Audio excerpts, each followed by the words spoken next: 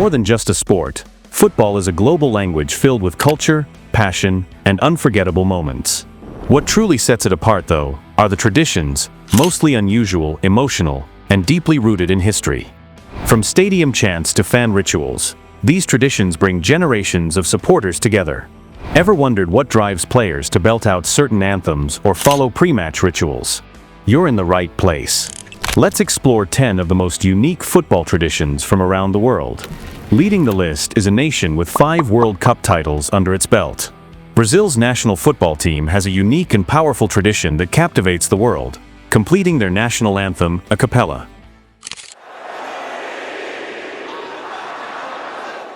The anthem, Hino Nacional Brasileiro, composed by Francisco Manuel da Silva with lyrics by Joaquim Osorio Duque Estrada, is nearly 4 minutes long, but FIFA regulations limit it to 90 seconds for international matches. Even though FIFA provided a shortened version of their anthem, Brazil took matters into their own hands. One of the most iconic moments came during the 2014 World Cup opener against Croatia. As the official anthem faded, fans and players continued to sing the first verse together, creating an emotional, powerful display of unity and pride. This tradition began on September 28, 2011, during the Superclásico das Americas in Belém, when Brazil hosted Argentina.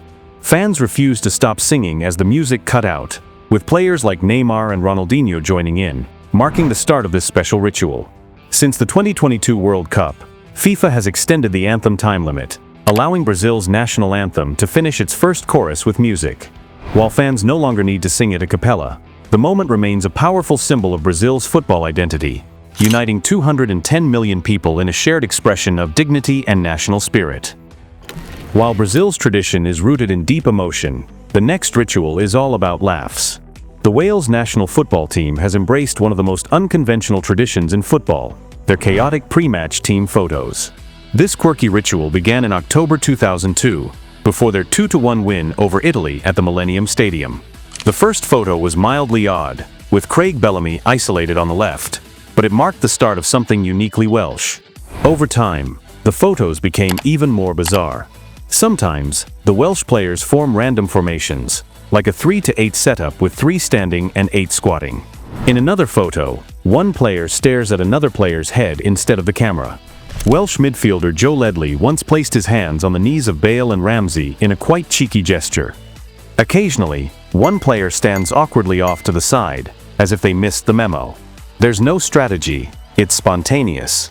As Ledley explained, we were just not very good at them.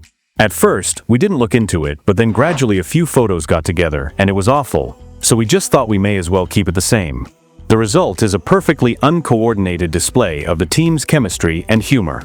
Even Gareth Bale has joked about it, saying he doesn't understand the fuss around the photos.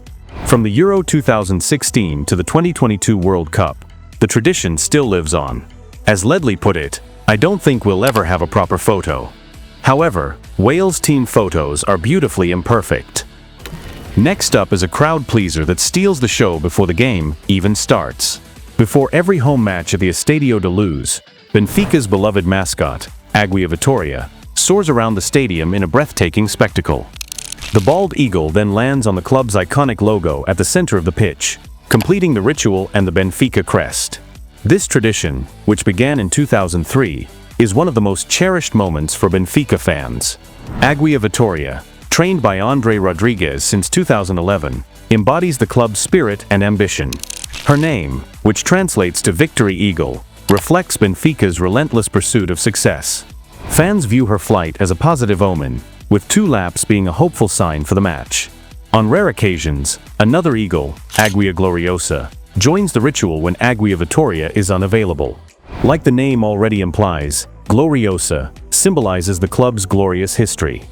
In 2018, the tradition faced a scare when Águia Vitória flew out of the stadium before a match and returned the next day. The incident only deepened the bond between the Eagles and fans. These eagles are seen as more than mascots. They represent the heart of Benfica.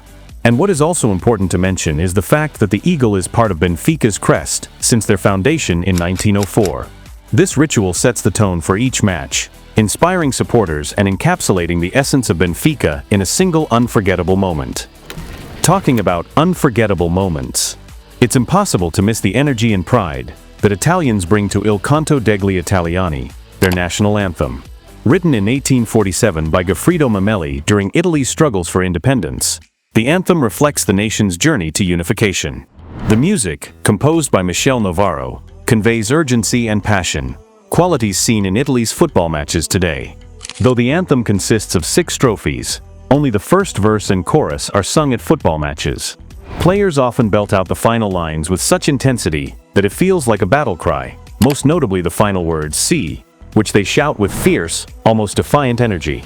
This tradition became especially visible during their 2020 European Championship campaign and continued at the 2024 Euros, highlighting the fierce passion Italians bring to their nation. The anthem's emotional connection symbolizes unity, national pride, and readiness to fight, values deeply ingrained in the football team. Legendary players like Gianluigi Buffon have led the team and fans in passionately singing it before matches, adding to its iconic status. Research from the Staffordshire University suggests that teams singing their national anthems passionately perform better. For Italy, Il Canto degli Italiani is more than a song. It's a rallying cry that fuels their determination. For both players and fans, it's a powerful reminder of the nation's glory and a declaration of unity and pride. The following tradition also does an excellent job of bringing together fans and footballers. Few fan traditions have captured the world's imagination like Iceland's Viking clap, also known as the thunderclap. This chant became iconic during Iceland's historic 2016 Euro run, symbolizing their passion throughout the tournament. The chant is simple yet electric. Fans raise their hands above their heads, clap in unison, and shout a mighty. As the rhythm intensifies, it creates a powerful atmosphere, part celebration, part battle cry. Although the Viking clap gained global attention at the Euro 2016, it actually originated 2 years prior. Icelandic club Stjarnan was inspired by the rhythmic clapping at a Europa League qualifier against Scottish side Motherwell FC. The Icelandic fans adapted the clapping from the home crowd's version, which was influenced by the movie 300. Iceland's unforgettable Euro run solidified the chant's place in football history. After their dramatic victory over England in the round of 16, Captain Aron Gunnarsson led the Viking clap with thousands of fans, and the chant became a worldwide symbol of Icelandic football pride. The Minnesota Vikings later adopted their own version for the NFL. Today, the Viking clap resonates globally, uniting fans from various sports. What began in Scotland is now a powerful, unyielding display of team spirit around the world. But the Viking clap isn't the only tradition that has influenced the entire footballing world. The Poznań, also known as Le Grec, is a unique football celebration that originated with Lech Poznań supporters. Initially a protest against club management, fans would turn their backs to the pitch, link their arms, and jump in unison, a show of unity and defiance. It quickly became their signature celebration. The Poznań gained global attention during a Europa League match in October 2010, when Manchester City fans witnessed it. Impressed, City fans adopted the tradition, and it became known as the Poznań in England. What started as a protest soon turned into a worldwide symbol of celebration. Over time, the celebration spread to clubs around the world. However, its origins remain with Lech Poznań supporters, who first performed it from the away end, creating a sea of blue. Typically seen after a goal, the Poznań is also performed when a team is dominating a match.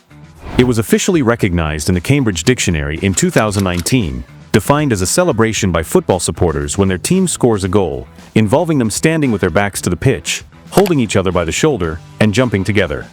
Today, the Poznań symbolizes unity, creativity, and the unbreakable bond between fans and their teams. An unbreakable bond between supporters and their team? Perfect words for the next tradition. When you think of English football giants FC Liverpool, one song immediately comes to mind. You'll Never Walk Alone. More than just a song, it's the heartbeat of Anfield, symbolizing solidarity, resilience, and shared history. Originally a show tune from the 1945 Rodgers and Hammerstein musical Carousel, the song was popularized by Liverpool band Gerry and the Pacemakers in 1963. Their version, which hit #1 on the UK charts, began its inseparable connection to the Merseyside Football Club. The song's association with the Reds began in the early 60s, when it was played before matches at Anfield. Though not initially linked to the club, fans quickly embraced it. By 1965, after an FA Cup final against Leeds United, the fans' rendition earned the title Liverpool's signature tune from BBC commentator Kenneth Wolstenholme.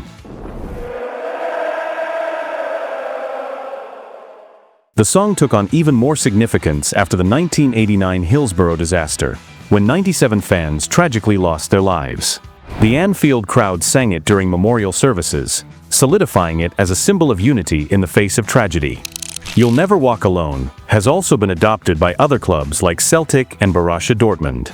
With its message of hope, at the end of the storm, there's a golden sky. The anthem continues to unite fans and players, proving its enduring power beyond football. But it's not just songs that can act as the 12th man for a team. Entering a home game of Borussia Dortmund, one fan section stands out. The Yellow Wall at the Signal Iduna Park. Known as the South Stand, it's the largest standing terrace in European football, holding over 24,000 fans. The sea of yellow and black, combined with the sheer energy of the supporters, creates an unforgettable atmosphere that inspires the team and intimidates opponents. Fans in the Yellow Wall don't just watch, they actively engage with coordinated chants, flag waves, and creative tifos. These displays often celebrate the club's history or feature cool images related to Dortmund, enhancing the matchday experience. The South Stand's history dates back to when it initially held only 12,000 fans. After Borussia Dortmund's 1997 Champions League victory, it was expanded, and today it forms part of a stadium with a capacity of 81,365, the largest in Germany. The 37-degree incline of the stand brings fans even closer to the action. Moreover, the Yellow Wall's impact extends beyond Dortmund, inspiring fan atmospheres at other clubs, including Tottenham Hotspur, who modeled their stadium after it. Whether through roaring chants or mesmerizing tifos, the Yellow Wall is a testament to Borussia Dortmund's passionate supporters and the electric atmosphere that they create at every home match. Transitioning from one German tradition to another. As we've seen with Benfica's Eagles, living mascots are a joy to watch. Hennes the Goat is more than just a mascot for FC Köln. He's a symbol of the club's history and bond with its fans. The tradition began in 1950 when circus director Carola Williams gifted the club a goat during Carnival, naming it after player-coach Hennes Weisweiler. The goat quickly became iconic, and the team even adopted the nickname Billy Goats. Over time, several generations of Hennes followed. The ninth and current Hennes, a German noble goat, has served as the mascot since 2019. He lives at the Kölner Zoo in a specially designed enclosure where fans can visit him. More than just a lucky charm, Hennes attends matches and events and is a celebrity in his own right. With a merchandise line, Instagram account, and official caretaker, he plays a major role in club culture. His importance was clear in 2015 when striker Anthony Ujah tried to celebrate by riding the goat. An act fans quickly condemned, proving nobody messes with Hennes. Beloved by fans and honored in the club's Hall of Fame, Hennes remains central to FC Köln's identity, even taking part in the Euro 2024 predictions. Rounding out the list is a tradition that has become almost inseparable from the team's identity. Have you ever wondered why supporters of West Ham United sing about blowing bubbles? I'm forever blowing bubbles! The anthem "I'm Forever Blowing Bubbles" has become a symbol of the club's identity, capturing the hopes and loyalty of its fans. Before every home match at the London Stadium, soap bubbles fill the air as the crowd sings this iconic song, creating a magical and unifying atmosphere. The song was written in the US in 1919, but it found a second life in East London. Just some years later, West Ham fans started singing it, partly thanks to a local schoolboy named Billy Murray. He played for a school team linked to the club and was nicknamed Bubbles because he looked like the kid in the famous painting Bubbles, which was drawn by Millet. Whenever Billy played well, his headmaster, who knew folks at West Ham, would start singing the tune. It quickly caught on, made its way into the stands, and the rest is history. With lyrics full of sentiment and an urge to succeed, the song resonated with West Ham fans, echoing their dreams and undying support. As it rang out at Upton Park, it became deeply woven into the fabric of the club, gaining even more significance during successful periods like their FA Cup win in the 1960s. Today, as bubbles float above the crowd and fans sing in unison, it's more than tradition, it's a celebration of the Hammer's enduring spirit and the unity of its supporters. And that wraps up the list. 10 unique football traditions that show just how special the game truly is. What's your favorite tradition from this list? Or is there one we missed? Let us know in the comments below. Don't forget to like and subscribe for more fascinating insights into the beautiful game. Out of Play says goodbye.